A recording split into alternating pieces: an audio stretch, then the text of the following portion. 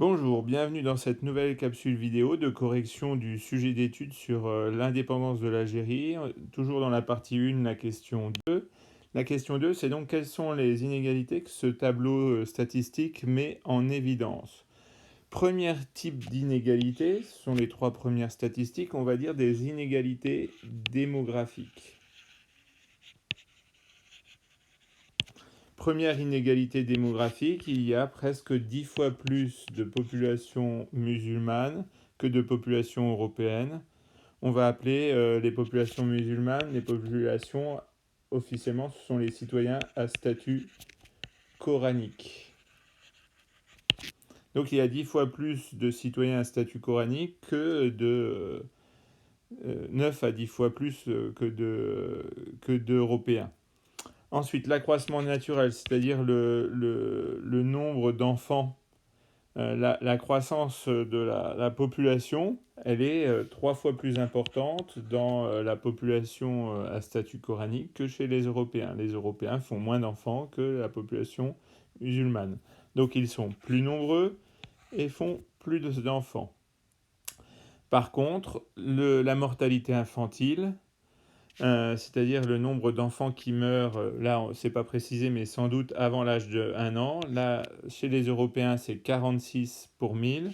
Chez les musulmans, c'est 181 enfants pour 1000 enfants qui meurent. C'est-à-dire que c'est 4 fois plus important et c'est lié à la pauvreté. C'est lié aussi au manque de système médical. Donc ensuite, second élément, seconde inégalité, c'est l'inégalité de scolarisation dans l'éducation qui rejoint le critère précédent, c'est-à-dire que la pauvreté et la faiblesse du système éducatif dans les quartiers et dans les villes à majorité musulmane font qu'il y a 5 fois plus d'enfants européens qui sont scolarisés, c'est-à-dire la totalité, dans le système primaire, et seulement un enfant sur 5 de citoyens à statut coranique qui sont scolarisés. Enfin, il y a des inégalités économiques. Alors, ce qui est intéressant de voir, si on regarde le premier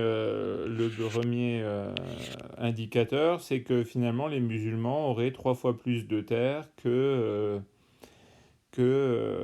les Européens. Ils auraient 3/4 des terres. C'est vrai, ils sont propriétaires de 3/4 des terres. Mais si on regarde le second indicateur, eh bien, cette propriété se concentre surtout dans de petites exploitations, moins de 10 hectares, qui sont les moins rentables.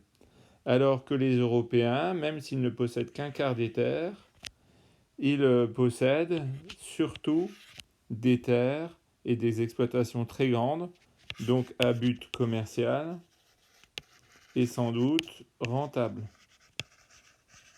Il n'y a que 1% des terres détenues par des citoyens à statut coranique qui dépassent les 100 hectares.